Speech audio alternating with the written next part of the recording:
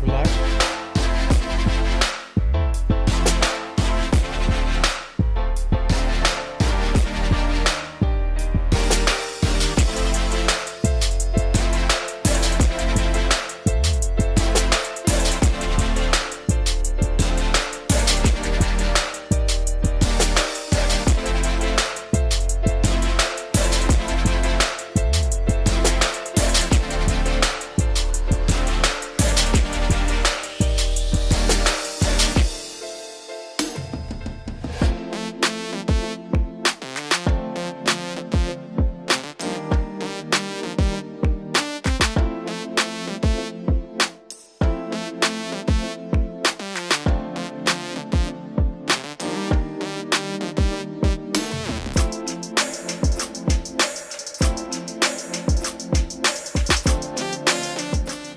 And welcome to another edition of East Bay Live, coming to you from the beautiful hills of Hayward, California, and the equally lovely campus of California State University, East Bay.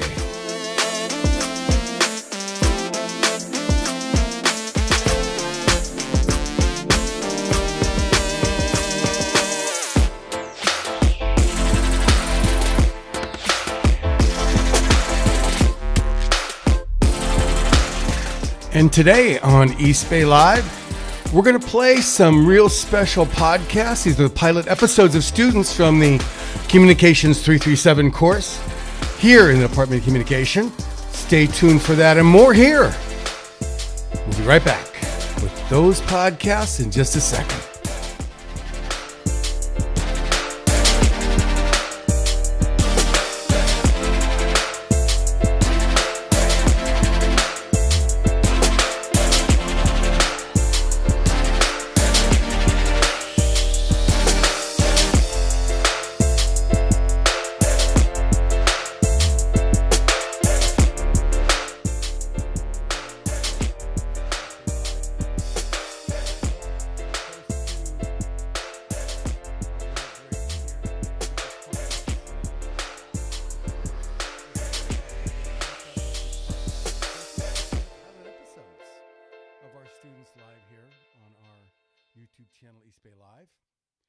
And so today we're going to listen to 4 real special. We might listen to more. We might have them actually in the folder soon, but we're waiting for them to get delivered. But 4 that we have to go ready now is Chris McNicholas. He has a wonderful podcast for us called The Silver Screen. It's all about historical, decades-old independent movie theaters from across the Bay Area that showcase the movie theater's history, the many challenges the theater has faced over the years, and the efforts taken to continue making the theater a social and artistic hub for the communities they serve. Of course, I edited that a little bit in my head as I read it. So I'm want to do. And then second up is going to be a wonderful student, Madison Driven. She's got the third place, and the third place is a location that facilitates social interaction outside of the people you live or work with. The third place as a podcast serves as your own personal gathering spot for entertainment, popular culture, and the stories that connect us all. I can't wait to hear that. And then next up after that will be Evelyn Gomez and her podcast, Beyond the Game, A Needle in a Haystack, which explores the untold stories of athletes from the hood, diving deep into their struggles, triumphs, and the unwavering determination it takes to balance dreams of athletic success, say that 3 times really fast, with the pursuit of education. And then last up will be Mindful Moments. That's from Liliana Rodriguez. It's a podcast that tackles tough conversations about feelings, situations, and relationships. It's a reminder to take care of yourself, and you do not have to go through anything alone in this world and life. I added that last part. Okay, let's go ahead and we're going to play these podcasts one right after the other. And then when we're done, I'm going to bring in the podcast producers, and we're going to discuss why they chose these concepts and exactly what the production process meant for them. So stay tuned. Let me just cue up my ditty here, and let's see. First up is Silver Screen.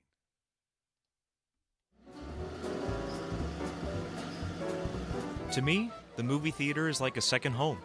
The sights, the sounds, and the smells always welcome me in, especially when I go to a local independent theater. The movie isn't the only story you experience at the cinema. The theater itself has an incredible story of its own, and it all unfolds right here on the silver screen.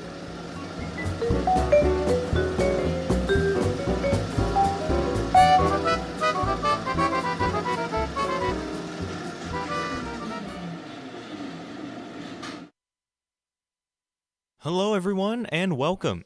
My name is Chris McNicholas, and this is The Silver Screen, where we highlight independent movie theaters from across the Bay Area and go behind the scenes to learn about their fascinating history and their special role in the community.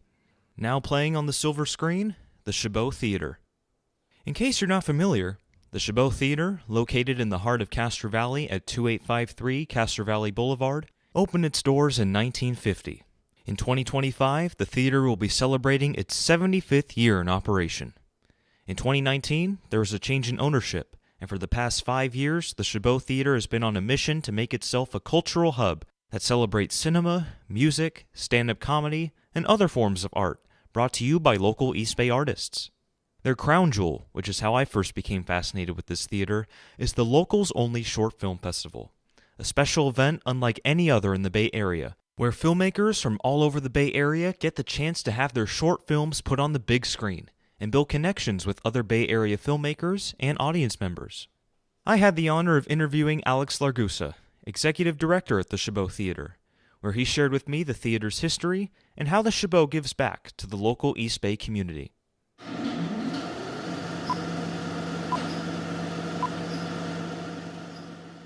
All right, everyone. So we have a very special guest here with us today for the first episode of The Silver Screen. He is the executive director at the Chabot Theater in Castro Valley. Please welcome to the show, Mr. Alex Largusa. Welcome. Hey, thanks for having me, Chris. It's a pleasure to be here. Thanks for coming on. And yeah, we're just going to jump straight into it right here. So, what do you consider to be the Chabot Theater's main mission? I think the Chabot Theater's main mission is to be a hub for entertainment and art in the Castro Valley area. So, yeah, whether it's bringing, you know, new movies from Hollywood or local events that highlight local filmmakers or comedians or musicians, whatever the case may be, we just want to be a place that provides that space for our community. Very nice, very nice. What year did the Chabot Theater open? And does it It, have any historical status of any kind? the Chabot, the business opened in 1950. So we'll actually Oh, be wow. celebrating, the Chabot will be celebrating its 75th anniversary next year in 2025. Wow, that's Um, crazy. the Chabot doesn't have any kind of legal historical status, Hmm, though I think culturally it's quite a historical building, at yeah, least in the Castro Valley area. for sure. It has that recognizable facade and Yes. yeah. What year did you take over as executive director, and what prompted you to take on that role? So, me personally, I took over as executive director in 2022. I work with a group called Small Town Society. We're an arts organization that focuses really on music, developing Hmm, musicians in the Eden area. And we bought the building and business in 2019. Um, so we had purchased it from a the previous owner and have been running it since 2019. I've been involved since we took over in 2019. Everywhere from redoing the concessions menu mhm. is kind of how I started, and just kind of being on the team leading that. To for a while, I was just doing programs, so what events we were doing, what movies we were going to play, and then now I'm kind of running the show. I took over as executive director because I really, really love the Chabot as an institution, but I also really believe in the kind of new mission and vision that we set for the Chabot back in 2019. When the Chabot was put up on the market in 2019, we actually heard about it from our friend Josh at Crush Comics, and we asked around, and the only offers on the table for the Chabot at the time were, kind of out of town real estate folks that wanted to park some money in Bay Area real estate. Oh, No one wanted to keep it operating as a theater. There was a proposal to demo it and turn it into market rate condos. of And so, course. of It course, seems like that's the only thing around in the Bay Area now. right, right. And while the Bay Area needs housing, it needs affordable housing, Hmm. and market rate housing feels like it only benefits the developer or the owner of Yeah. those places. So, in our heads, we were like, okay, this is the Chabot is a community asset, and the only proposal for it is to turn it into something that really doesn't even benefit the community that much. Um, so as a bunch of fiery artists, we were like, we need to organize something to save the Chabot. And so we did. We called meetings with friends and local orgs and leaders to try to save the Chabot. Hmm. And they were kind of like, well, you guys are the ones that are really passionate about that. You guys are the arts organization in the area. You should get a loan and buy it. And so we did, in partnership with First Presbyterian Church of Hayward, which is located in Castro Valley. Hmm. Um, we ended up getting a loan and bought the theater in 2019. So since then, while we wanted to keep its heritage of being a movie theater and bringing movies, particularly family movies, to our community, we also wanted to do something a little bit different, which was to really try to provide a home for local filmmakers in the area, local cinephiles in the area, Hmm. to become what we like to say is our community's living room. That's a good way to put it. Yeah. What you just heard there was the first half of my interview with the Chabot Theater's executive director, Alex Largusa. We're going to take a short break. When we come back, Alex is going to share with us how the Chabot Theater gives back to the local community. You're listening to The Silver Screen on East Bay Live, and we'll be right back.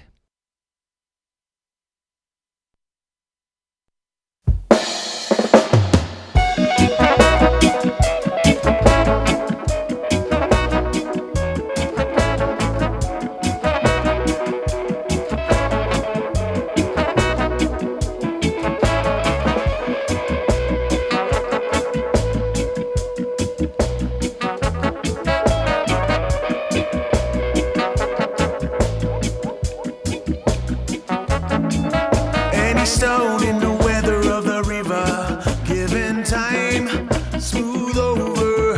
Anyone who ever had a heart open has been broken. Consider any stone in the weather of the river, given time, smooth over. Anyone who ever had a heart open has been broken. Consider.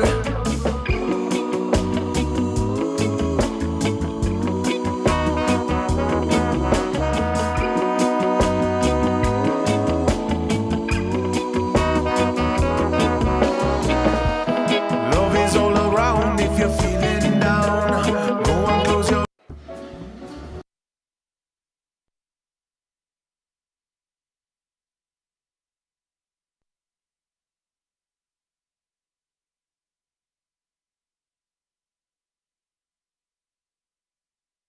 And for the greater, more about the event with the theater's executive director, Alex Largusa. Alex just shared with us the history of the Chabot, and now he's going to tell us more about the events that the Chabot puts on for Castro Valley and for the greater East Bay community.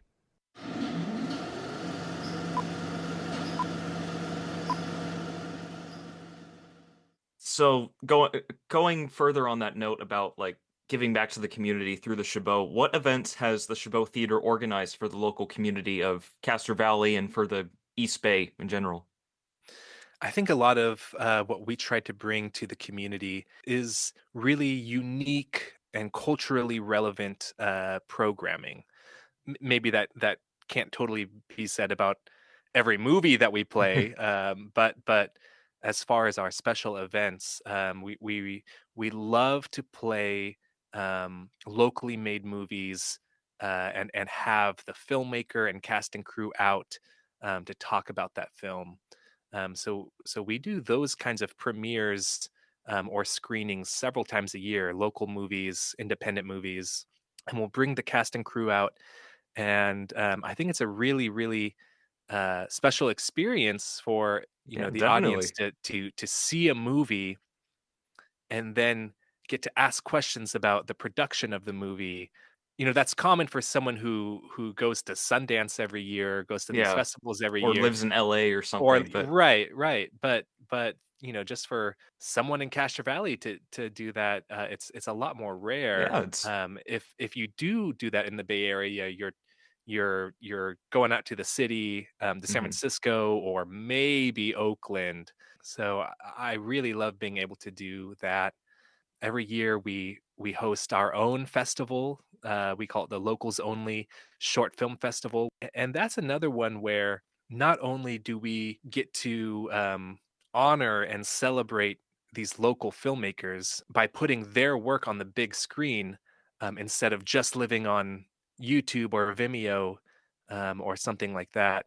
Not only do we get to exhibit filmmakers' work, but then we get to bring an audience to come and watch that and connect with artists in their hometown. I think that's something that we're really excited about, is being able to provide a space for our community to engage with art that's been made in a hyper local context. Yeah.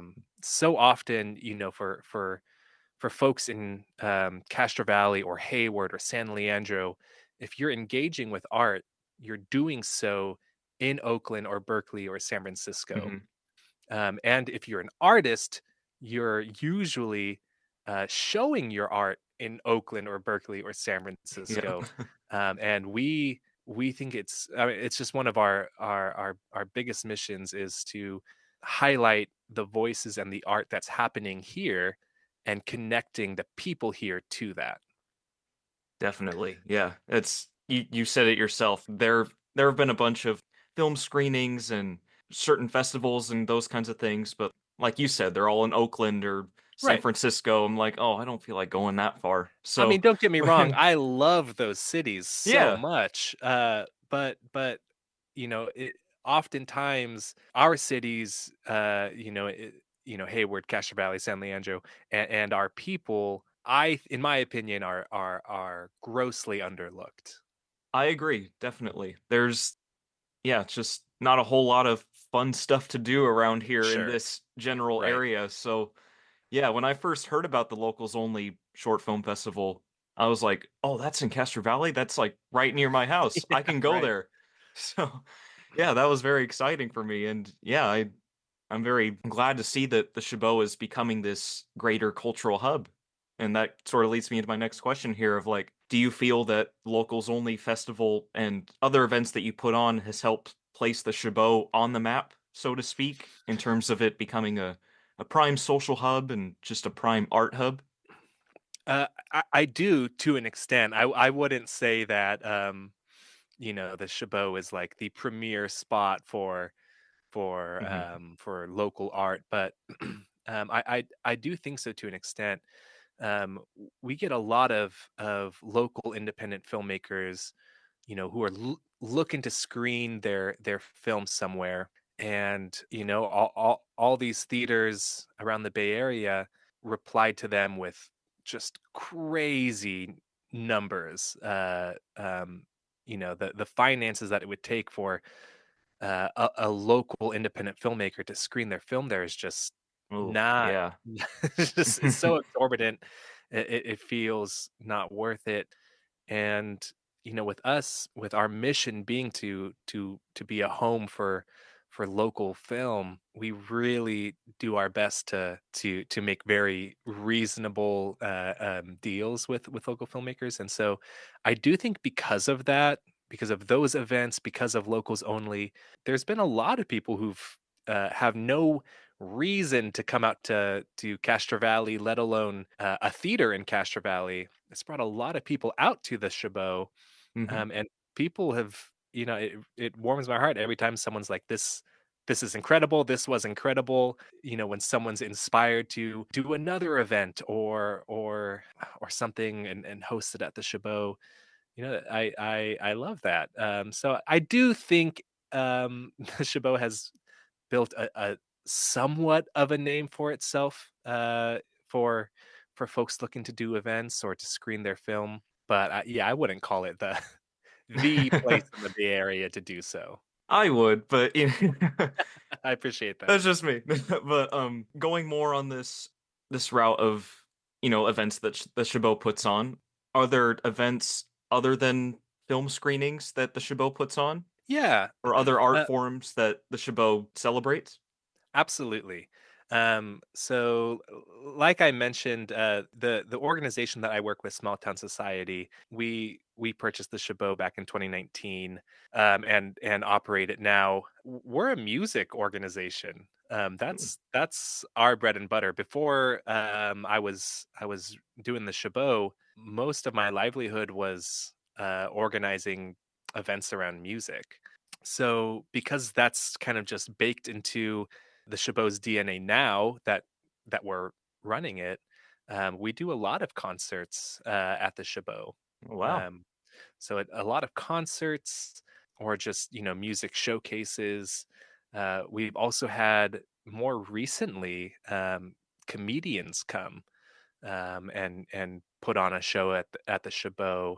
We wanted to get into live theater Oh, for a that's little interesting. while. Yeah, we would have to spend so much on proper lighting to make that work, that it just didn't quite seem like the right move. It's never really quite seemed like the right move for us. Maybe if we get some huge capital investment, we would invest in some stage lighting, but for right now, it's the theater really is set up to have people sitting and looking at a screen. So those are the best events. But yeah, comedy, music, those have all worked really well for us. Nice, nice. Does the Chabot have any upcoming events that you'd like to promote?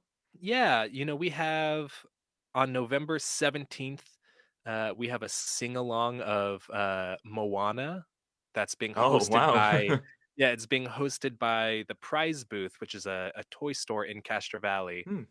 They're going to come and host a sing along, and every guest is getting like a little goodie bag of bubbles and party poppers, and at specific times of the movie they'll instruct everyone to do the things, and that should be really fun. We do have a comedy show on November 22nd, and that's being hosted by an organization called New Wave Millennials in partnership with Books on B, my favorite bookstore in downtown Hayward, right on B Street. Mhm. They're hosting a screening of Pride and Prejudice, but they're calling it a cozy screening. We'll have the lights up a little bit, and people are encouraged to Oh, bring okay. art projects. I think the majority of people will be knitting while watching the movie, and that's exciting. Other than those three, I don't know if there's too much else open to the public in November, and then December is just crazy with the holiday movies, so we won't have too much going on other than playing Moana 2 and Mhm.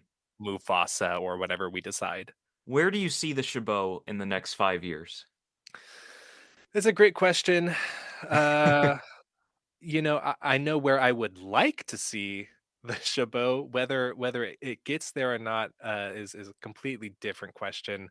But I would love to see the Chabot as a thriving, fully financially stable theater that really does feel like the premier spot to screen your film. Or if you have a project that, if you're in the Bay Area and you have a project that you have been working on that you want to show, it would be a no-brainer to do it at the Chabot. So, I think it's a lot of the same initial vision that we've had for the Chabot, which is being an affordable spot for a family to come and watch the latest movies, but also really, the community's living room, the home for filmmakers, and local artists to show their stuff. I just would love to see that realized in a little bit more of a tangible way, I guess. I don't know if that's a super great answer, or if I'm giving you anything new that I haven't said already. No, that's a But great really answer. I fully agree. I'd wonderful. love to see it that way too. Yeah, I think it's our team really believes uh in the mission and what we're trying to do. It's just gonna be a bumpy road getting there. Yeah, but it'll pay off in the end. I I hope so. Yeah. It will. It will. Thank you. I appreciate that. What you just heard was my interview with Alex Largusa, Executive Director of the Chabot Theater. I again want to thank Alex so much for coming on and for sharing the Chabot story and mission with me and with us. The Chabot Theater really is a hidden gem in the East Bay. The locals' only short film festival is hosted there every year. They screen films, both old and new, host other fantastic events, and the best part is, the Chabot Theater is only a 10-minute drive away from Cal State East Bay. You can go there right now and experience some cinema in a cozy local environment. Feel free to follow the Chabot Theater on Instagram at the Chabot Theater, or visit thechabottheater.com for more updates and announcements. You can also follow Alex's music organization, Small Town Society, on Instagram at Small Town Society if you're interested in the local music scene brewing in the East Bay. My name is Chris McNicholas, and be sure to tune in to the next episode of The Silver Screen to learn about the next movie theater coming soon. Thank you for listening.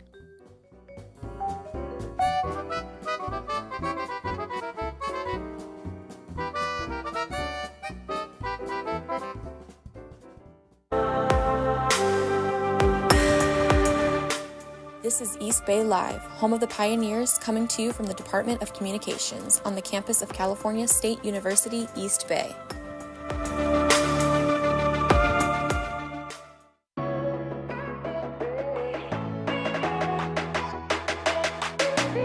Looking for your third place? A place where you can find like-minded people with similar interests? Well, look no further. You found it. This is the third place.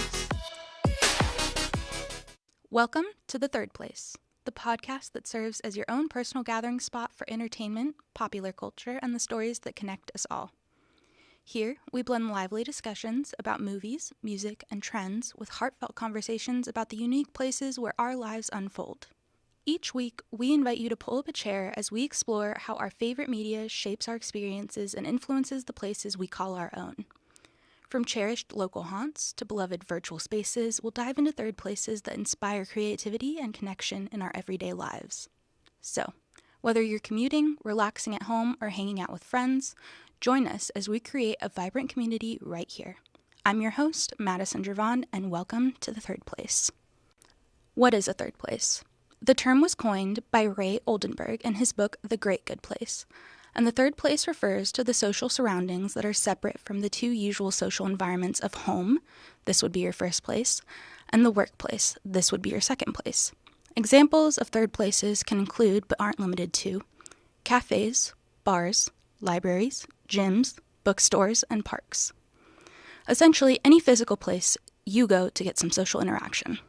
These places are economically, socially, and culturally important, serving as the glue that keeps neighborhoods together. It's a home away from home.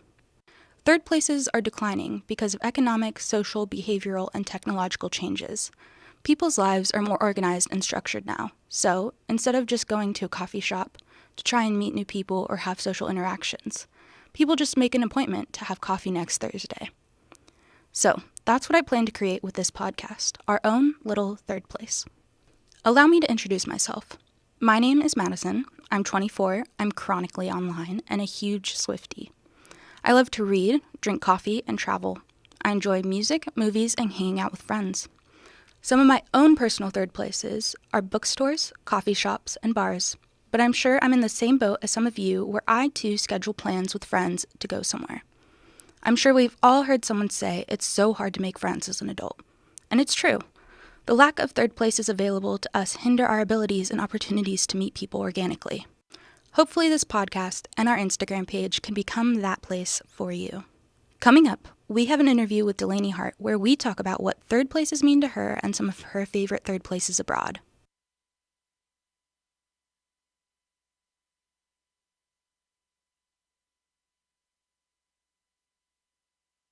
So can you tell us a little bit about yourself? Okay, hi. So my name is Delaney, and I've been traveling and studying a little bit since 2019. Primarily, I work as a bartender, and I've traveled throughout North America and Europe, as well as to Australia. And I love third places. That's awesome. What's your favorite place you've traveled? Probably Italy, just for the food, or Amsterdam had really cool museums. Italy sounds like a dream. Yeah, it feels like a dream. So how would you describe the role of a third place in people's lives, both individually and collectively? Okay, so this idea of a third place really builds on the first and second places. So a first place would be a place of work or a business where you adopt the role of worker or supervisor or boss. And then in a second place, you adopt a totally different role in the home. So you're a parent or a daughter, and you have to behave according to these roles. But in the third places, these parts of society where you're allowed to be a bit more free, you can just be yourself. You don't have to be a mother or a daughter or a worker. You are just yourself existing. And I think that those are beautiful. I think that they bring a lot to the development of not just personal development, but personality development. I think that it's where people get to learn about themselves and laugh and figure out what excites them. It also allows for political discourse, which is extremely important. They're very free, casual spaces.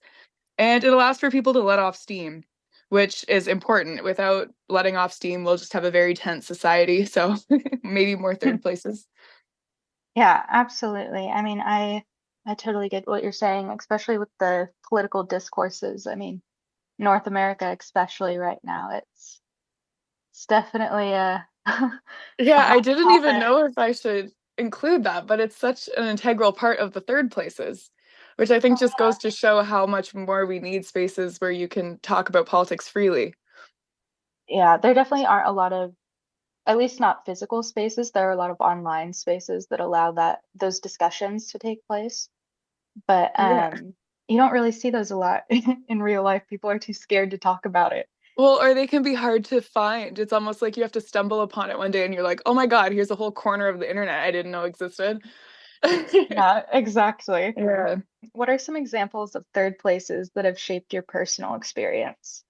When I think of my life, I immediately go to parks as one of my favorite third places. Growing up, where I live in a very small town in Canada, so the parks aren't exactly the main attraction. But as I would travel, I got to see how parks are just these beautiful outdoor spaces, and anybody can go to them. You have people of all classes, all walks of life, celebrating or reading or hanging out. So parks are definitely one of my favorite ones. I also love coffee shops. I love the fact that you can socialize and get to know people, and the only expectation is sort of that you buy a cup of coffee. And just personally, throughout my life, gyms, dive bars, and museums have been integral third places. I've learned a lot about myself and the world in those spaces. Yeah, I think parks is an interesting one to bring up because I mean, I don't know what it's like in Canada, but here in California, at least where I live, like we don't have super walkable cities like they do in Europe. So it's kind of hard to find those spaces where like no one just goes to a park where I'm from. If that That's makes it. And now sense. I'm at home right now and I find myself missing sort of just like, okay, you'd walk for maybe 10 or 15 minutes and then you're at the park. It's just like a spot you can go enjoy. And it's nice. It's not like there's tons of traffic or industry. Like we really just need more outdoor spaces, I think, where people can exist. Yeah, absolutely. So do you think the traditional third places like the coffee shops or the parks still have the same relevance today as they did to previous generations? I took some time to think about this and I did decide no. I don't think that they're as relevant today. And I do think it's for the worse. I think it might be for the better if we use these spaces more. There's definitely fewer parks, and I've noticed that they're more commercial. For example, there's more people trying to sell you things at the park. Which isn't really, you know, you never want to feel like you're being hounded for money at the park. They're also just less accessible. So the nicest parks that I've been to are in higher income neighborhoods or higher income countries. And it just goes to show that I mean, I don't know, that class affects everything, I suppose. But as far as coffee shops go, I definitely say that they're getting more expensive and losing character. Like maybe it's just me, but coffee shops these days are kind of boring. Yeah, and like I feel like no one ever actually goes to a coffee place or coffee shop to like meet anybody. They go to Yeah. work or just to like grab a coffee or like they have And a they've lost all predetermined they're like, I feel time. like they all kind of look the same even. Like I just saw this, I wish I had the Yeah, term that the TikTok used, but it's like I just saw this TikTok comparing how all the coffee shops in New York all had the same like white stainless steel aesthetic. And I haven't been to New York in a really long time, so I can't speak to it, but I feel like I've seen that other places. Like they're not warm, they're not comforting, they're not cozy anymore. They're just yeah, like these white glass steel places, I guess, where you get your coffee and then you leave. yeah. It But definitely yeah. feels like they've lost their charm. Yeah, and I thought about that too, just because I worked in restaurants a lot, and I think that a lot of the charming places can't survive. Like whenever I see a restaurant that has real character, they don't end up surviving because yeah, there's just a lot of money and power and people behind these like homogenous models, I guess you could say. Yeah, Anybody trying to do anything a little bit differently, especially in the space of third places, they run into barriers and challenges. And then there's also just the fact that people are staying in more. Like you said with online, like you said with respect to tech, people who are thinking broadly or maybe with a more open mind, they probably don't really want to go outside that much. Just with the state of the world these days, they're probably more comfortable at home on their computer, which makes it harder for these third places with character or trying to do something different. It makes it harder for them to succeed because their market is staying at home. yeah, definitely. And like I feel like it's so hard for these charming, like maybe smaller businesses to thrive when there's so many like chains, like your Starbucks, your Peet's Coffee, your Yeah. it's so difficult for these smaller, more charming places to get the Yeah, and it's business like they deserve. that honestly wouldn't be a problem for me if the Starbucks had a lot of character and the Starbucks was somewhere that you could meet somewhere or they hosted like open mic nights or featured local artists. But that's not what these chains are doing. So I do feel that they're really not like as with respect to third places, the coffee shops and the chains, they're not accomplishing the mission like they used to be. Sorry, I just butchered that whole sentence. But yeah, basically I agree with you. Yeah. Well, and like parks too. Like I was in Ireland a couple of months ago, and in Dublin they have Phoenix Park, and that park makes up like half of the city. It's incredible, and like there's what like wildlife, and it's all like super well kept, but you just you don't have anything like that here either. No, really. Like I'm even trying to think about the like major Canadian cities. I mean, Toronto has Queen's Park, and there are some nice parks in Vancouver. I guess it's just, I mean, I don't know. Again, I don't know how it is in the States, but the smaller centers in Canada seem to be really lacking these third places. They've really just kind of been sold off to industry, which is fine. Industry is important, but you got to give the people who work for the industry somewhere to go and recharge and relax and still think for themselves for a minute. Look at the Yeah, sky, you know. absolutely.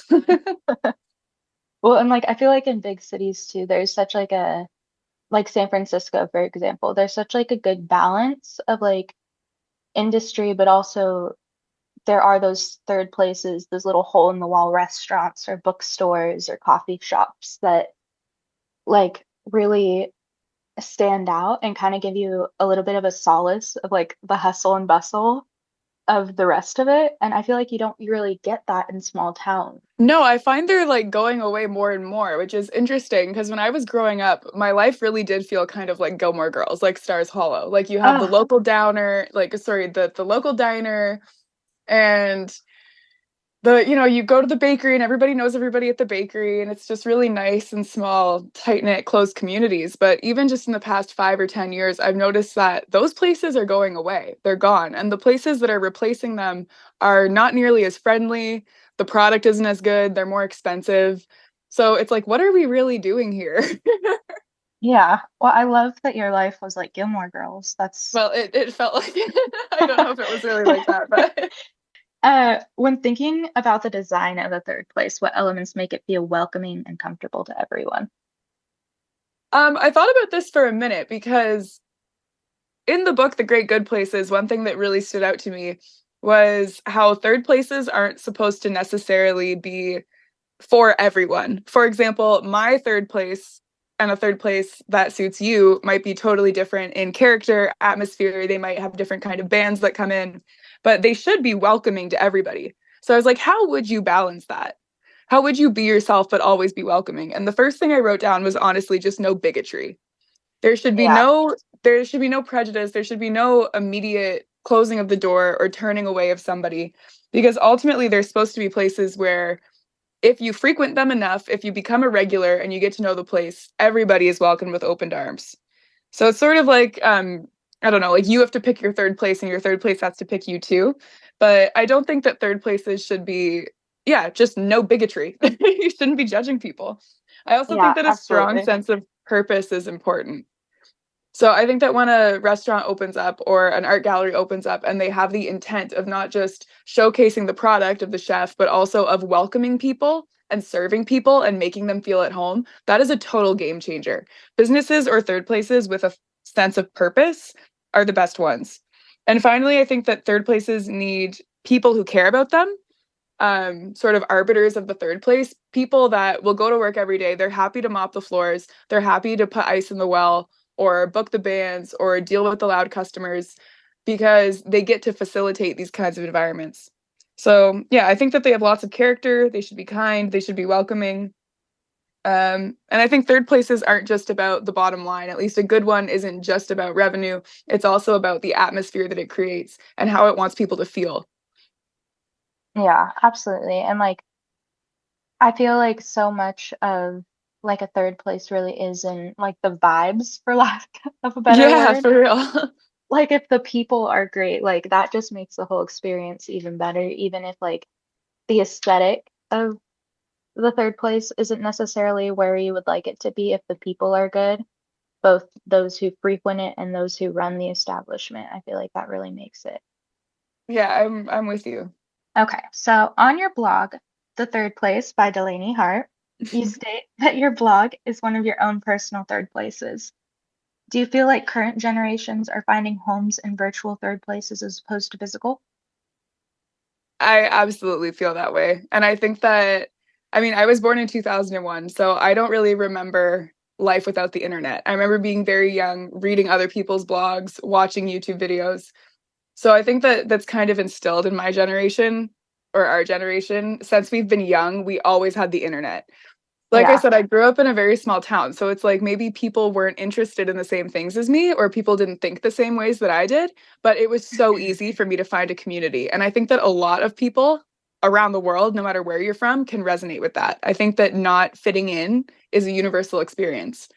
So, yeah, I mean, the blog definitely has been one for me because words are just my favorite medium, I suppose you could say. But I think that there's all sorts of different ways. People have forums, there's entire like online communities. Like Reddit would just to even just talk about all the different communities that exist on Reddit would take a whole podcast of its own. Oh, So yeah. it's like there's so many different branches. And I'd actually love to hear more, like even after about just places that you know about, because when you mentioned earlier at the beginning, like there's so many online third places. Um, like, yeah, I want to know more about them.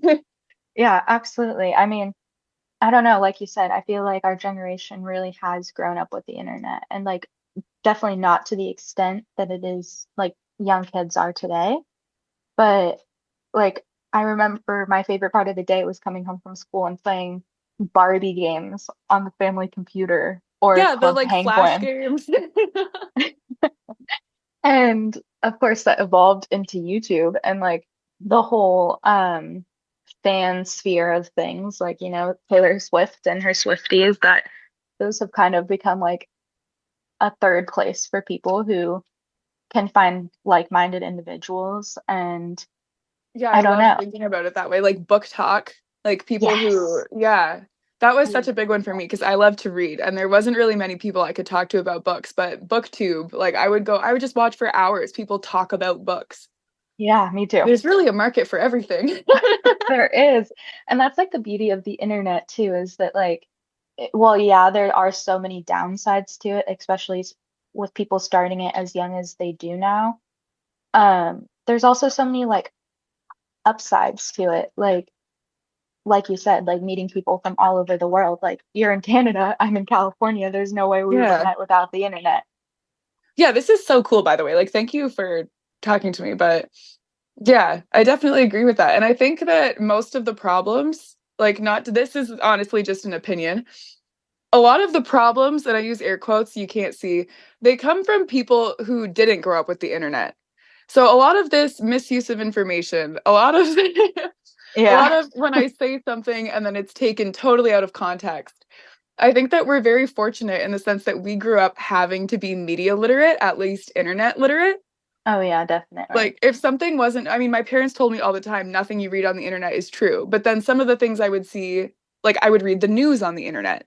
So I had to, from a very young age, figure out what is credible, what is not. I mean, even just in the sense that similar to me, you probably grew up in school, like Wikipedia wasn't a reliable source. Yeah. So we at least grew up learning that.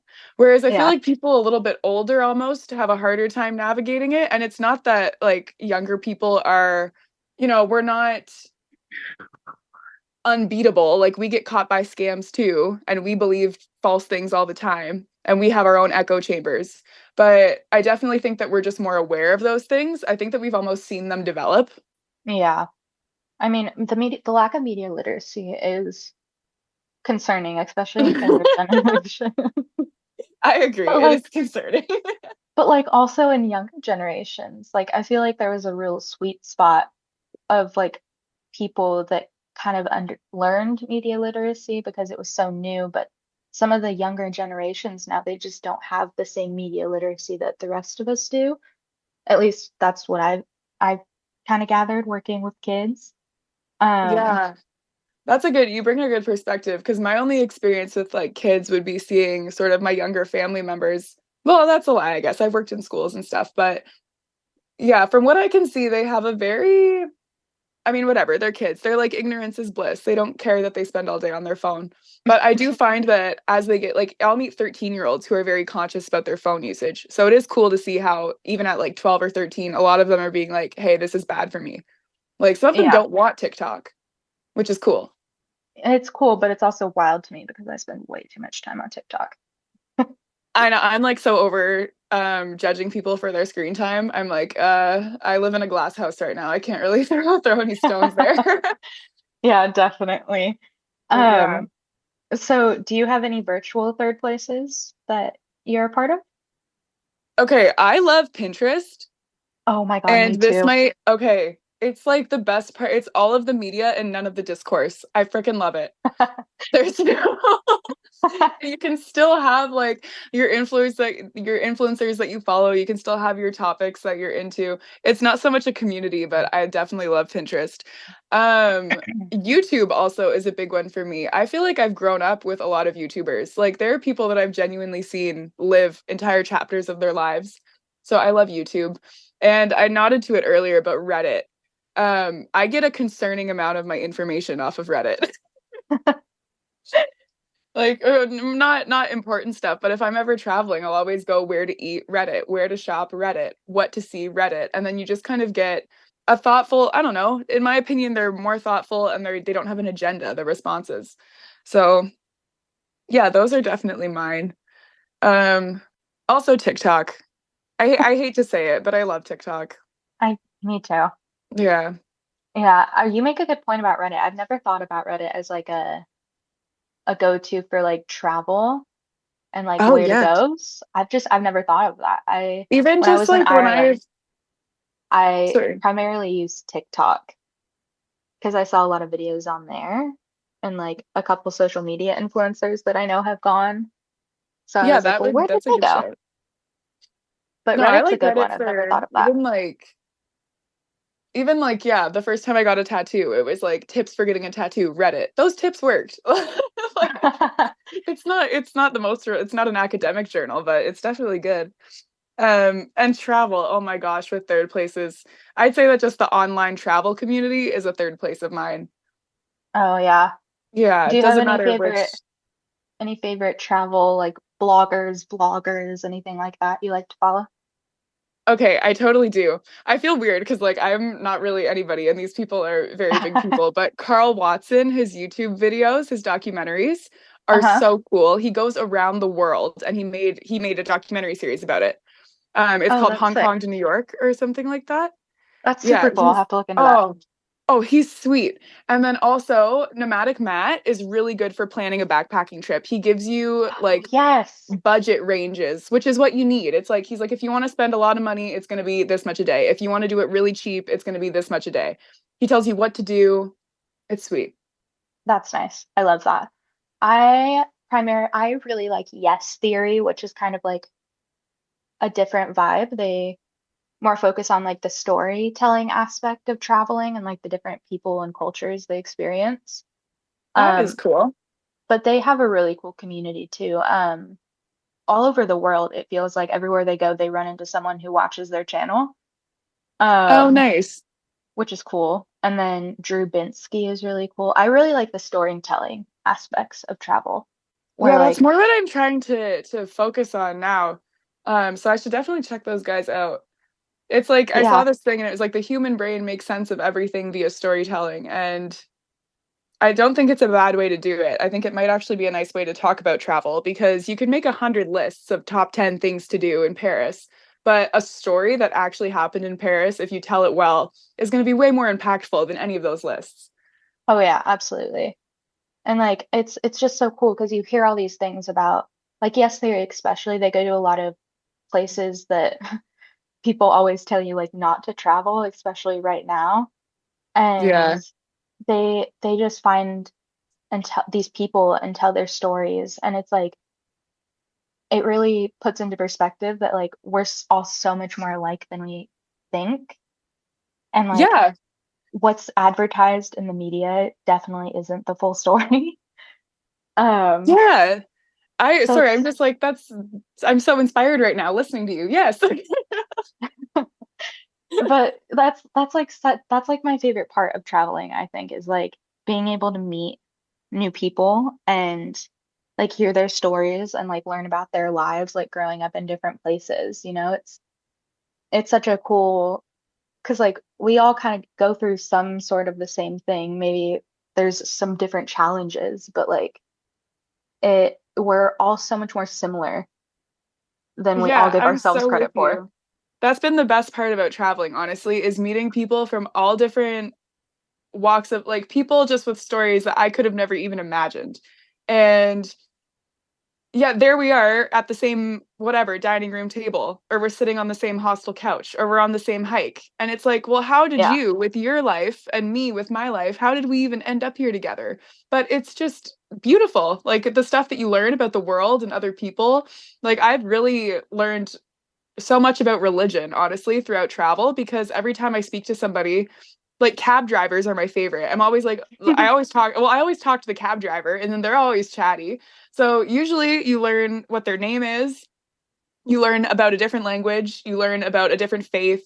I travel a lot over holidays, so I always learn about whatever holiday is being celebrated. And it's really just a nice way to learn about the world, I think. Yeah. Well, I mean, the world's the best teacher, right? And like that's the only way you're really gonna actually learn about the world is by going out and experiencing it. Yes. Which is the dichotomy of this day and age, I guess, is that all of our third places are online, but the only way to learn about the world is to go out and experience it. Oh yeah, absolutely. But Are there yeah. any like third places that you found abroad that you would, if you lived there, would like continue to Oh. go? Um, yeah. I mean, in Australia, the outdoor spaces are just, I think, the best. Like the beach, it's such a cop out, but like the beach is such a nice third place. There's also little cafes. Like I lived in Sydney's northern beaches, and there were a number of Zuby was the one place it's called in Newport. Awesome cafe and just like good community. Like the people are really nice. There have been, when I did a stint in Prague, I worked at a hostel, and the amount of third places that I discovered during that trip, they were phenomenal, and they were all very conceptual. The people that designed these places had a purpose, and they were doing it with a mission in mind, and that mission, I think, was to open people's minds and to entertain them. So, like the Anonymous Bar in Prague, it's not just a third place. You probably need a reservation, but I love that place. Or a place called Dog Bar in Prague. In Banff, I have a lot of them. Like, Banff is probably one of my favorite. It's probably my favorite place in the world. And like the Rosencrown is a third place.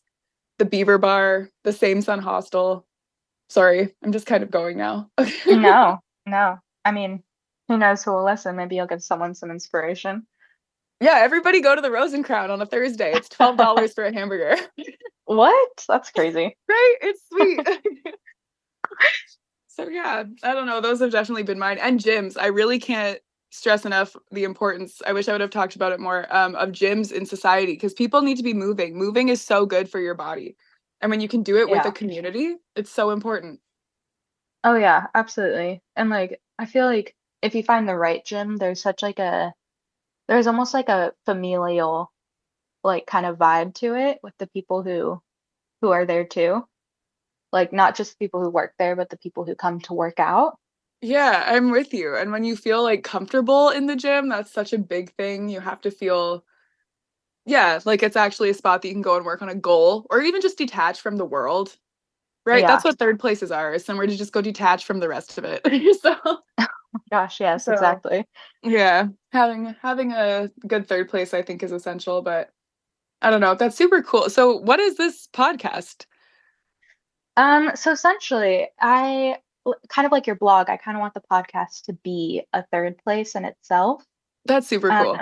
A place for like people to find each other, whether that be on the Instagram page or, I want to create a space for people. I feel like there aren't a lot of them. Yeah, I think it's super cool. Like, I will tell lots of people about it. And I wish you just like all the success. Yeah, like I hope it actually is sick. Thank you. I appreciate that.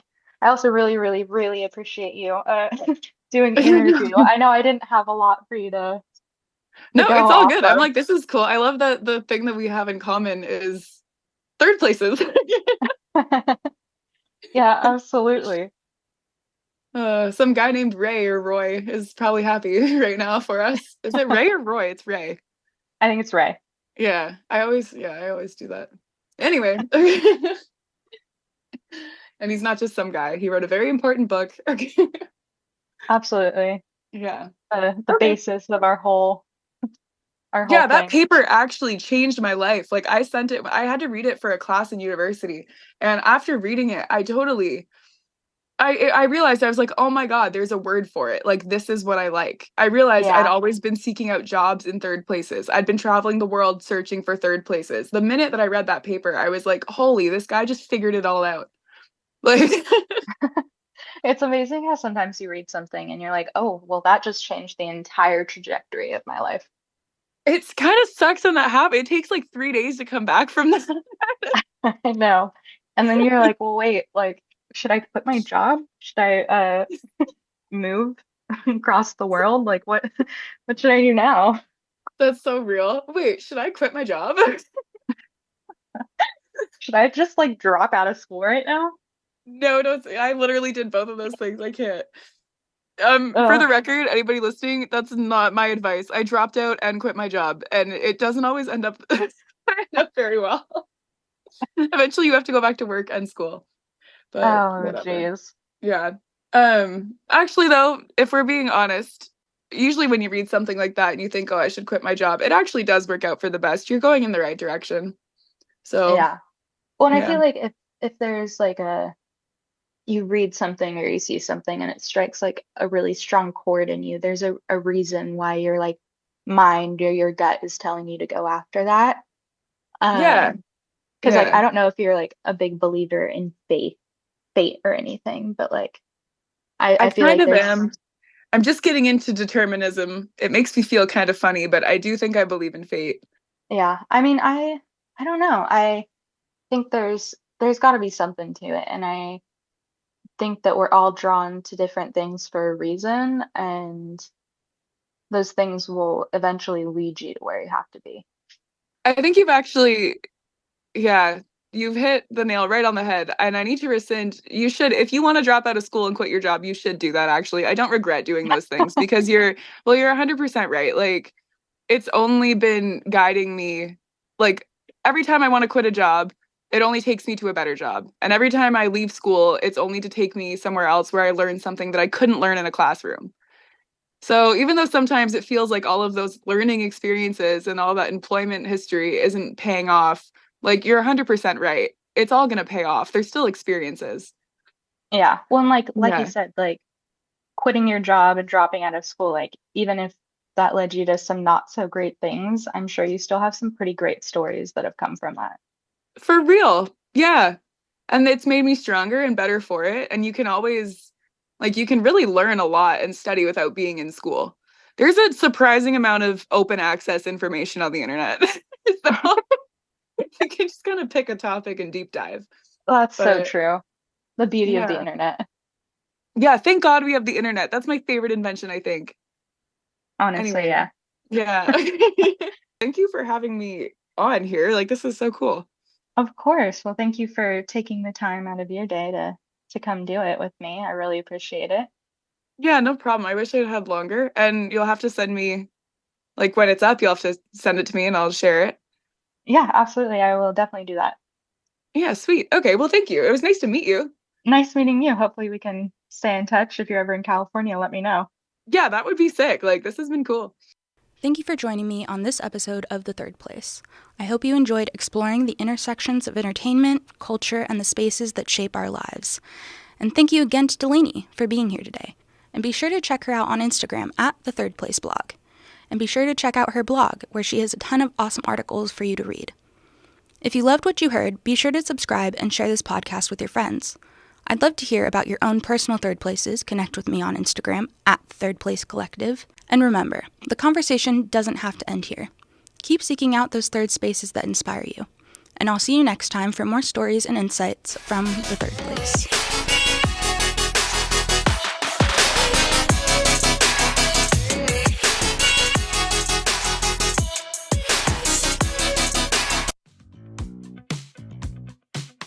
You are listening to East Bay Live, the home of the pioneers. Coming to you from the Department of Communication at California State University, East Bay.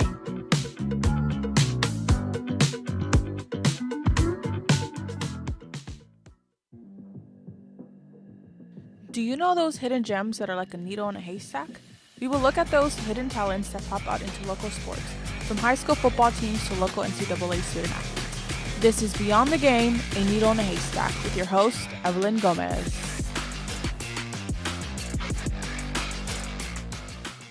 Welcome, listeners, to the first episode of Beyond the Game. I'm your host, Evelyn Gomez, and I'm part of the women's soccer team here at Cal State East Bay. As a proud product of the Hood, I'm excited to bring to you this podcast, where we will share authentic stories from athletes across all sports, whether they're striving to make it to the big leagues or aiming for a scholarship to pursue their education.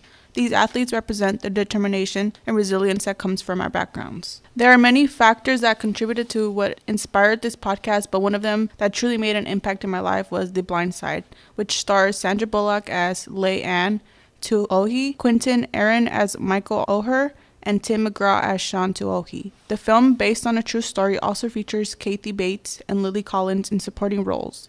Sandra Bullock's performance earned her an Academy Award for Best Actress. To those that haven't seen this film, I highly recommend you watch it. The Blind Side powerfully illustrates the themes of resilience, support, and overcoming obstacles through the story of Michael Oher, who triumphs over adversity with the help of a caring family. His determination to succeed despite a challenging background serves as a reminder of the strength we can summon in difficult times, emphasizing that perseverance can lead to transformative change. The film also highlights the importance of support systems, showcasing how belief and guidance can help individuals realize their potential. Ultimately, it encourages us to be strong in our own journeys while uplifting others in theirs, reinforcing that with resilience and support, we can overcome even the toughest challenges. As an athlete myself, I am very intrigued to know how other athletes were able to achieve their success, whether they had some challenges or had to start from zero. It always amazes me to see the different paths they took to get here.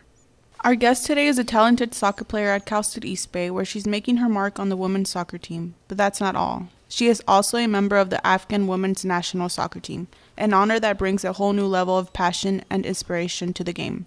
Her journey is a testament to resilience, determination, and the power of sport to overcome barriers, and today she's here to share with us her inspiring path to success.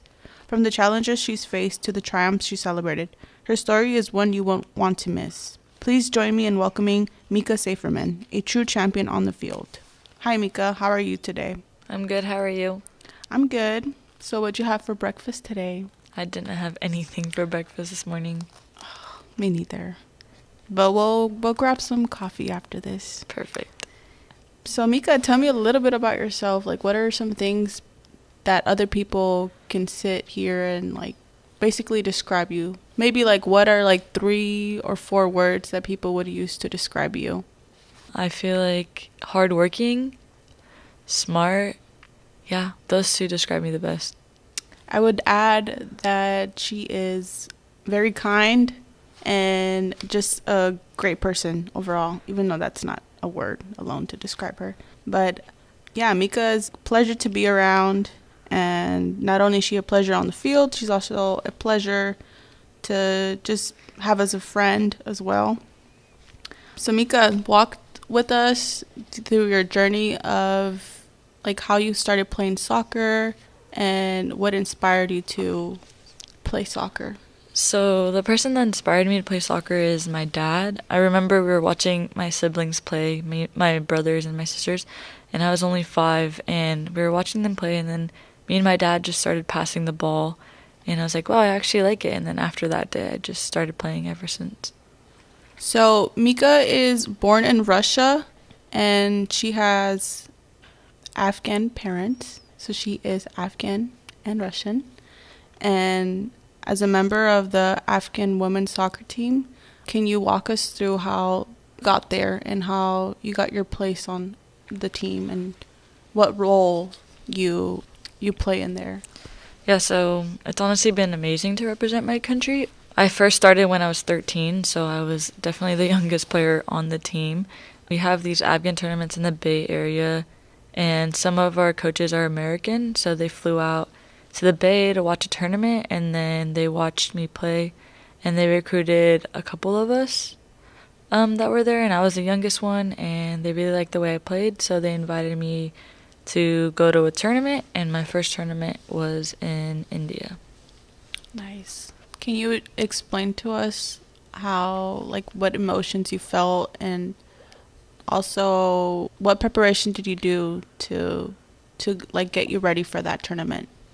So I played on a club team called San Ramon FC. I was training with them 3 times a week, had games, but I was also training with my dad every single day aside from that.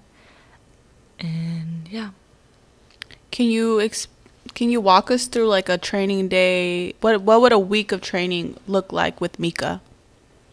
Yeah, so I kind of had a rough schedule. I would go to school, then right after school I'd go to work for, literally right after school I'd go to work for 4 hours, and right after that I'd head to training and train for 2 hours and go home, eat and sleep, and repeat that every single day basically. Yeah, your hard work is definitely demonstrated, your dedication and your consistency and always wanting to be better definitely is definitely being showcased.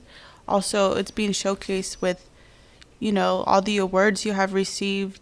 In 2023 season, you were named CCAA Midfield of the Year and a first team selection for the D2CCA All-West Region and United Soccer Coaches All-West Region.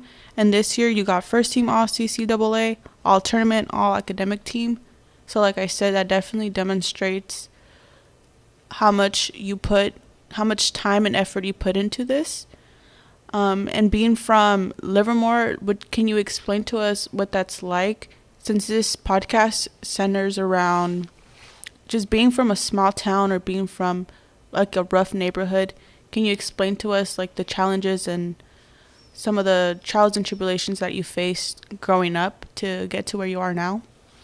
Yeah, so Livermore is definitely a really small city. There's not a lot of kids, not a lot of people that play college sports after.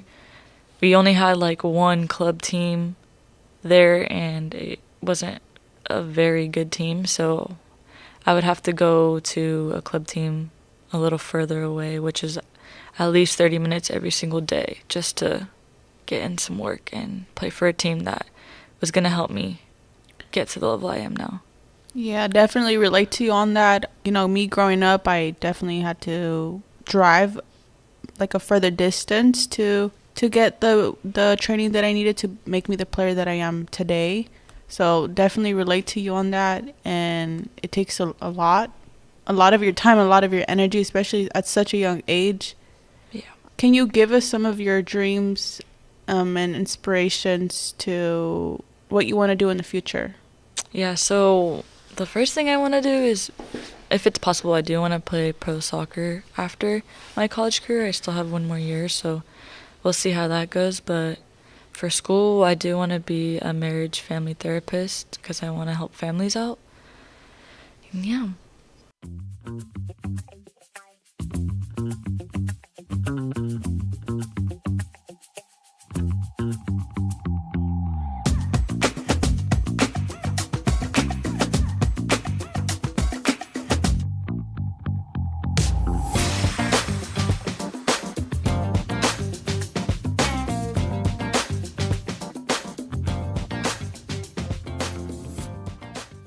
So let's step a little bit to the side on sports and like kind of walk us through like what inspired you to want to go into marriage counseling and helping kids out, and also what exactly you would see yourself doing. Yeah, so I'd be a family therapist. I want to do it because like I've seen I'm a part of a broken family, and I would like to like help families out that need the help. And I know there's a lot of families out there, like no family is perfect, so Right. yeah, I would love to help them. Love that. It's really inspiring. Thanks. If you were to go to any professional team right now, what professional team would you like to go to? Okay, obviously Barcelona, but that's clearly out of the picture. But yeah, that was my childhood Hey, you dream. never know. You never know. Okay. I think you're a great player, so you just never know. Thank you. But besides Barcelona, where else would you like to go? I do want to go just play in Europe. It doesn't really matter. I'm not really sure what country, but anywhere in Europe would be nice. Is there a country you would not like to go to? Honestly, the only countries I would go to is like England, Denmark, Sweden, France. That's about it. The Yeah, rest. those sound like pretty cool countries. Yeah, the 'Cause you get rest. to travel and stuff. And Yeah. I know you like to shop. Yes. So, yeah. Besides, like, the success that you get from soccer, what are some other benefits that you feel like come out of soccer? Like, for example, like friendships, like, that you can go in deeper right now. And also, like, what are other benefits that you think you get from playing this sport? Yeah, so obviously I get a bunch of sisters. Like, honestly, a bunch of the people that I've met through soccer are definitely going to be a part of my wedding, and like they're going to be in my life forever, so I'm super grateful for that. But I also feel like soccer has helped me school-wise. Like, I feel like it has helped me like stay engaged and want to do my work and get everything done, and it's also given me the path to even go to college because I am on scholarships, and I feel like my family doesn't come from money, so it would have been really hard for me to go to college, and I would be in debt and all that if it wasn't for soccer. Yeah. I mean, coming from, like the hood, like me coming from South Central, you coming from a really small town. Like, I've been to Livermore and it's super small. Like, I've seen like the area, like there's really nothing there. Like, you're kind of in the middle of nowhere. Mm-hmm. It's pretty inspiring to see like where a sport can take you, and it's awesome that like people besides like your coaches, like your family, like they can see that you're a special player and that you can like definitely contribute. And then like I said, like You were midfield of the year last year, and you definitely are a big contribution to the team. And it's pretty cool to know that a sport can basically pay your way through an education. Yeah. And like, besides college soccer, like, what do you like to do over the summer? I like to travel with my sister. I like to try new things. Like this past summer, I started playing pickleball, and it was really fun. I started going hiking, going to the beach, just being around my family more because I have way more time in the summer. Hanging out with my friends that come back from college. Yeah, just spending a lot of time with people I don't get to see. Did you play any semi-pro ball this summer? If so, like, walk us through that and like what that experience was like. Yeah. And like if you faced any challenges, like, you know, kind of go into detail about that. Yeah, so I did play for a team called Stockton Cargo in Stockton. We're definitely an underdog team. That's honestly why I chose that team to go play for. In the beginning, it was a little difficult for me because I was not playing at all. The very first game, I did not play at all. And then after that game, the second game, they had put me in at halftime, and I scored and assisted like 3 goals. And then after that, it just started going uphill. So yeah, that was my summer. Can you explain to us like what was going on mentally during that phase, and like what you did to kind of keep yourself present and checked in at practices and games? Like, and was there ever a moment where you felt like, man, like I don't think I want to play here, like, or have you ever just kind of felt like, I don't know if I can do this? Yeah, honestly, it was really hard in the beginning because our season ended really late, and I feel like players were already there for like a month. So I joined a month late, and I was already driving like an hour and a half, 2 hours just to get to practice, and then driving the same way back home the same night. So it was really hard mentally. I was like, I don't know if this is worth it. I don't know if I should do it. Like, there's no point in me doing it if I'm not going to play, even though the practices were great. It was just hard mentally to do all of that, like, right after my college season. And, like, usually summer is, like, a time you get a break and, like, you get to enjoy soccer during the summer. But in the beginning of my summer season, I was not enjoying it. So it was hard for me not to give up, but I'm glad I didn't. Yeah, I mean, those moments really show you the type of person that you are, and it shows you, like, that you're resilient in those moments. And I could definitely, you know, relate to you in those moments. And I definitely had those moments. I mean, a lot of athletes have those moments playing the sport that they play. They get tested, and you kind of have to see if you pass that test. And sometimes, yeah, we can sit here and say it's not fair, but I think you having a great attitude and moving forward definitely gave you, you know, where, like, kind of where you ended that season. And, like, to know, like, you didn't play that first game, and then the following game you only played for half of that, so that's what, 45 minutes. Yeah, you're only giving that small window to really prove yourself, and you scored a goal and you assisted 3 goals. That's dope. Like, that's really dope to hear. You know, it's not something that you were given, like, you worked for that. Yeah. So with that being said, like, how do you feel about all your success? How do you kind of move forward when you receive all these accolades and, like, all these awards? And yeah, like, how do you feel after that, and how do you move about that? I mean, it obviously feels good, but I'm not even close to where I want to be with soccer and, like, just myself and my career. So it makes me happy, but also, like, I'm not done yet. Good. That's a good mentality to have. Definitely know what you're talking about. I relate to you a lot, definitely. Mm-hmm. Yeah, I would say you're very humble, and it's a very humble response, and, you know, your job is not done. You always want to one-up yourself, which is an amazing quality to have. So, you know, with that being said, are there any aspirations that you have for women's soccer moving forward? I'm really glad that it's getting bigger in America. I mean, we have the Super League now, we have the NWSL, and now there's going to be a WPSL Pro team. I am helping out with one of the WPSL Pro teams. I really want women's soccer to grow in America, and it's going pretty well so far. Yeah, it's a pretty big change that it's made throughout the years. It's really cool to see a male-dominated sport go from only men can play it, or like even growing up. I don't know if you were younger, if you were ever told that's a boy sport or that's a man sport, and because I was definitely told that growing up. And now looking at things as a whole, like soccer isn't male or female. It's like whoever enjoys the sport, like enjoys the sport. Yeah, exactly. Yeah. So, we're coming to the end of our podcast right now. Is there any advice you would like to give to whoever's listening to this?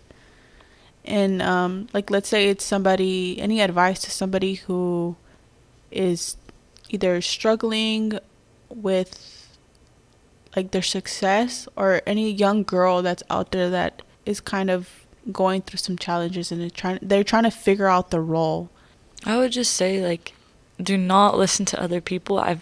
So many people have told me that I can't do it and that I'm not good enough. Like, literally do not listen to anybody else, and just stay true to yourself and keep working hard, and yeah, just block those haters out. Someone's always gonna hate, and if they're hating, you're doing something right. Period. Okay, thank you so much, Mika, for joining this podcast. It was a pleasure having you. Your story was amazing to hear. I wish you the best in your following season. I hope you get some breakfast in your system, because it sounds like you're really, really hungry. Thank you, but Angie. Thank you so much. Thank you for having me. Of course. Again, this is Beyond the Game, a needle in a haystack. Thank you for listening. Move, body, move, your body, you can move, body, move, your body, till you can. You're running through my mind with a shotgun. I'm running out of time, but I'm not done. Yeah, I don't need to run, it will come to me. I don't need to fight, but I keep moving, even what I lose, yeah, I keep moving.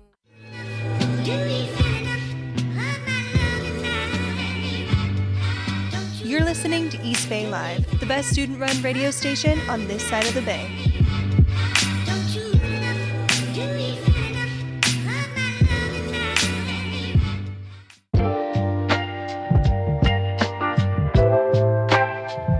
Are you feeling stressed, overwhelmed, or seeking inner peace? Mental health impacts our everyday lives, including our relationships with ourselves and others. We'll dive into various aspects of mental health, from managing stress and anxiety to understanding depression and building stability. This is Mindful Minds, where we share personal stories and offer insights to help you lead a healthier and more balanced life.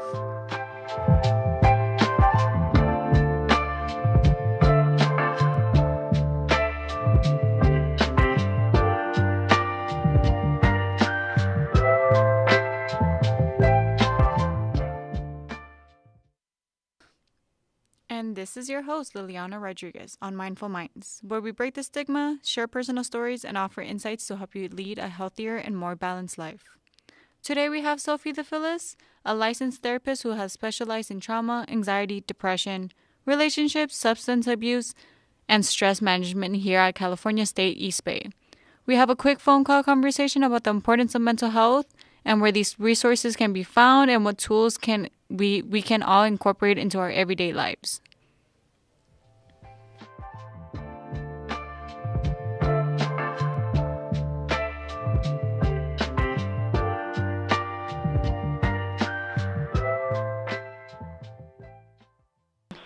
Thank you so much for your patience again.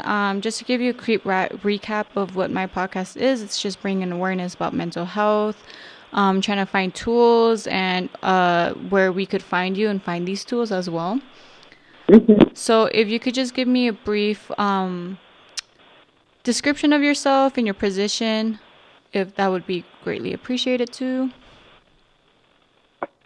Yeah, so my name is Sophie DePhillis, and I'm a licensed marriage and family therapist, and I'm one of the counselor faculty here on campus, and I work at the Student Health and Counseling Services Center on the Hayward campus. So we provide individual therapy, couples therapy if both students are CSU East Bay students, crisis counseling and group counseling as well. Oh, amazing. Do you get a lot of families coming to you from the campus, or is it mostly students, just like individuals? Just individuals. So because most East Bay students are over the age of 18, at that point, you can consent for your own mental health treatment. And so we would never contact anyone's family unless we had explicit permission from the student. So yeah, we see individuals mostly. Okay, perfect. That sounds good. Very beneficial. I think it helps a lot of students. I feel like a lot of students don't know they have these resources or like the free will to get the help they need sometimes. So it's nice that you guys are out there helping people. Just a quick question. Can you explain the importance of mental health and like why it's essential to like address it? Yeah, I think that, just like physical health, we have to look after our mental well-being in order to make good decisions, in order to take care of ourselves, take care of our family and our responsibilities. So keeping track of how we're doing mentally is a really important part of our overall well-being. And do you think there's any misconceptions about mental health or like how to address it too, especially in families, because you mentioned you're a family therapist as well? Yeah, I think there's a lot of misconceptions. I think that, some people think that in order to come to therapy, you have to have huge, awful, terrible problems. And that's not true. It can be really anything as simple as, I'm not getting along with my roommate, or I'm not sure how to communicate with my boss about this certain thing. So therapy can be used for, a wide variety of issues, and it doesn't mean that you're sick or that there's something wrong with you if you want to utilize counseling. It really just means you're being proactive about looking after yourself. Oh, yeah. I think a lot of people, I was like that too, where I believed I had to have severe trauma or depression, but it was just feeling numbness for me. And I was like, okay, I don't think this is normal. I need to find a therapist. And I wish the schools, because I've gone to Chabot, I've gone to San Lorenzo, and sometimes the counselors there are not very helpful. So it feels nice to know that these universities, especially East Bay, like is trying to help the students out as much as they can. Yeah. Are there any other tools that the facility like offers for students besides just therapy? Well, there's a full health clinic. So counseling is housed along with, we have doctors and nurses and family planning resources and, sexual health. We have a food pantry. We have a lot of information about, other health issues.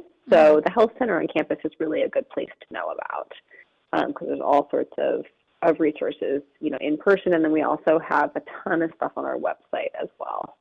Oh, nice. And where is this located? The health center is located on the main Hayward campus. It's kind of between the athletics building and the old library and Starbucks. So if you know where Starbucks is, it's very close to there. Oh, okay. I think I walked past it a couple of times. I think it could, certain buildings could be hidden around here because everything kind of looks the same.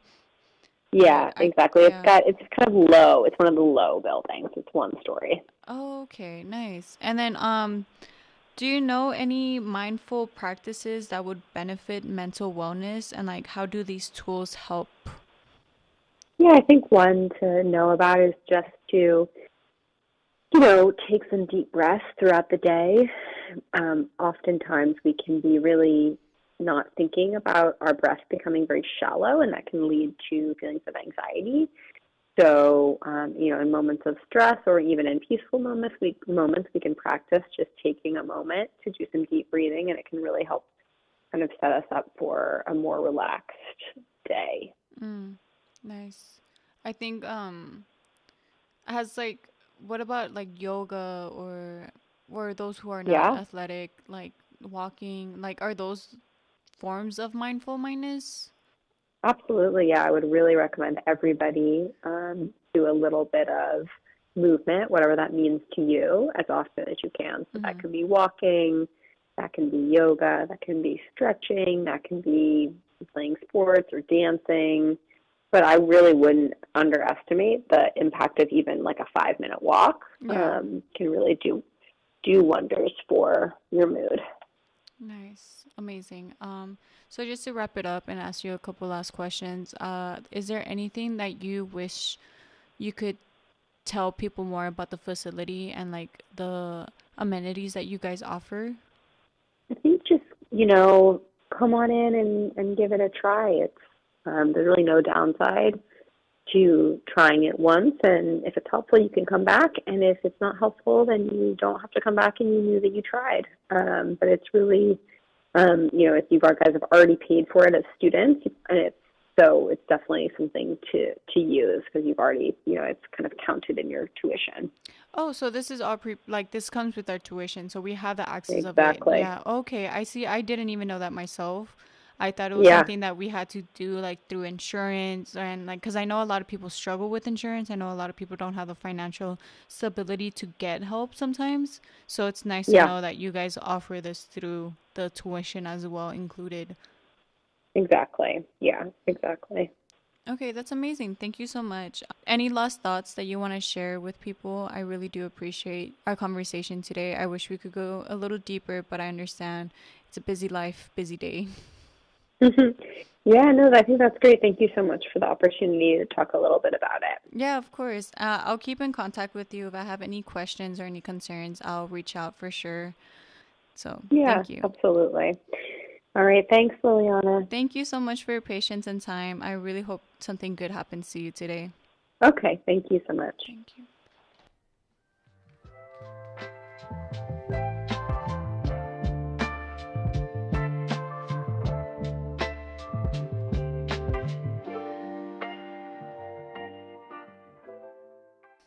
So remember, everybody, we are paying for these resources. Let's take advantage of them. The Student Health and Counseling Service are a little past Starbucks and past the old library onto your left. It's a little small building. It's hard to miss. As we wrap up today's episode, I want to leave the audience with some final thoughts. It takes courage to let go of something familiar and comforting, even if it's dysfunctional. But moving on and choosing what is best for your journey is something that you owe to yourself. So thank you for joining us today. Make sure to tune in next week on Mindful Minds, where I will bring another specialist from campus and talk about her experience and specialties. Thank you all, and I hope something good happens to you today.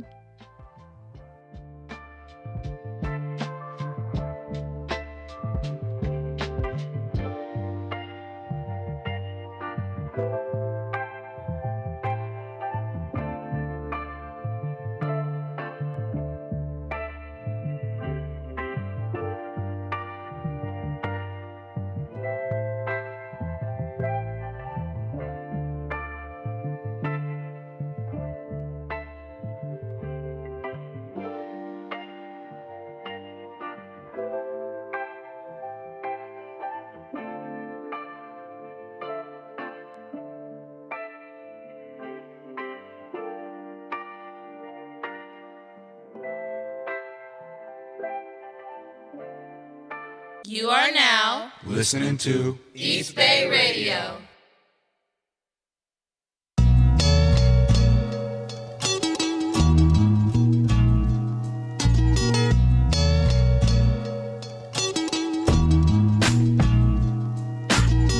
West Coast where it's at, rapping from the streets. But you the hardest if in no cities, you from the east. East Bay, East LA, Southeast SD. Every morning wake up, asking God to bless me.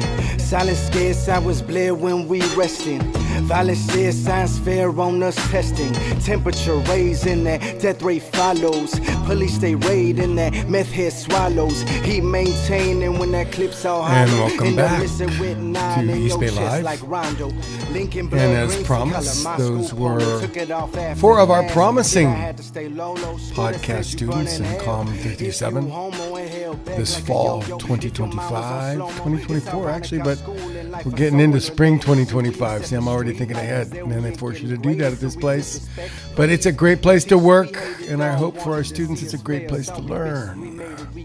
So let's go ahead and let's jump right in this conversation. So we heard 4 of these podcasts. One was the Silver Screen by Chris McNichols. Great effort, Chris. Thank you. Let me get you guys into the mix here. Great effort, Chris. Thank you. Yeah, I loved it. All of them were great, terrific. Madison, the third place. How you doing? I'm good. How are you? Really well. Evelyn, how are you? I'm good. Beyond the Game, A Needle in a Haystack. And then finally, Liliana Rodriguez with Mindful Moments. Good evening, Liliana. Hi. So let's start with Evelyn. That's a heck of a name, Beyond the Game, A Needle in a Haystack. How did you come up with that idea? So since my podcast surrounded around bringing in athletes that come from small towns and being from quote unquote the ghetto or just being from the hood, I thought that would be a good name for my podcast, because a lot of the time being from that area, it's hard to find athletes that are actually disciplined, motivated, and like they'll really stick to that. And the guests that I had, Mika Saferman, and the following guests that I'll have in my other podcasts, they really demonstrate how being from places like that should never stop you. Great. And now I understand. A needle in a haystack. Those gems that are in those neighborhoods. Great. Terrific idea. And Liliana, what about you? Is it Mindful Moments or? No, Mindful Minds. Okay, then I got the log line here. It's okay. It could be Mindful Moments. I think it all connects anyways. I think it's just being mindful overall. Mm-hmm. Mindful of your body, your mind, your soul. Yeah, those 5-minute walks aren't enough. Well, sometimes I feel like it helps out. Like, oh, yeah, but they're not enough, man. You got to get longer than 5. Go out in the sun, touch grass. Yeah, man, go look at the view for a while. Yeah, get out, be active. It's not easy these days, though, right? It's hard, especially with like weather change, final school. It gets stressful, but taking that time to take a 5-minute walk always, like, it feels very refreshing, and it feels like, okay, I could go on with the day now. So what made you come up with the concept Mindful Minds? I think it's just I feel like mental health has always been like a taboo topic. I feel like everybody goes through something differently, and some people will be like, oh, I went through worse, or I don't go as much, so my mental health doesn't matter as much. But I think I just want to bring awareness that everybody's matters. Like, everybody does matter. Everybody goes through what they have to go through in order to become the person that they are. All right. And Chris McNichols, a Silver Screen. I really like that idea, looking at historical art houses and talking to people who know a little bit of their history. What made you land on that idea? I've just always liked the feel that I get whenever I go into an independent movie theater. Just the look of it from the outside. They tend to be like more, like the architecture is more on the older side. Their facades tend to have like neon lighting. It just has a very comfortable feeling to it. And I don't know, I just feel like something a lot more special when I see a movie at a local theater rather than just going to like a bigger multiplex like a Cinemark or a Regal. There's just something that feels a lot more like home when you go to one of those theaters, like the Chabot or like the Alameda or the Balboa in San Francisco, like places like that. Yeah, they're all beautiful art houses for sure. Mm-hmm. And a variety of different kinds of movies, right? Yeah. And then finally, Madison. Yes. The third place. Now the third place was a little bit difficult for me to place in the beginning. But I think I got a better idea of it now from the podcast. What made you decide to produce the third place? Yeah, you're not the only one who had a hard time like understanding what the concept was, because a lot of people don't know what a third place is, even though they're places that we all visit regularly. But really made me want to do a podcast called The Third Place was the world we live in is so digital, and it's all online, and we all spend so much time on the internet and in our own little bubbles that sometimes we forget that there's other people out there, like beyond what the algorithm puts in front of us. And while the algorithm can be helpful and take you to some really awesome online spaces, it's not the same as, going out and meeting someone organically. Like Liliana said, sometimes you got to go out and touch some grass. Absolutely. Well, guys, thanks so much for sharing your premiere pilot episodes of 4 very excellent podcasts this evening. Again, you're listening to East Bay Live, coming to you from California State University, East Bay. And these are pilot podcasts from the Communication Class 337 from the Department of Communication. And I'm Kevin Pina, the instructor, and we're going to be back next Thursday with more pilot podcasts to share with you here on our program. So be sure to tune in to that. We'll see you soon.